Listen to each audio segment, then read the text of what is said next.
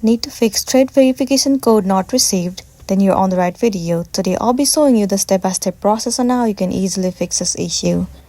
So the very first thing you want to do is to swipe down the screen from top right corner and turn off Do Not Disturb mode. Once turned off, now head over to Gmail app, where you will be receiving the verification code. Click on this three horizontal line at the top left corner. Scroll down and move into Spam folder. Sometimes, the verification code that you receive might also be stored in the spam folder, so check whether if it's here or not.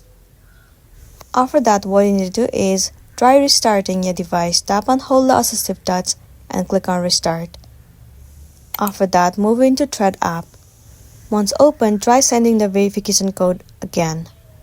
You might be good to go. So that's the end of the video. If this video really helped you, give it a like and check out our next tutorial. Thank you.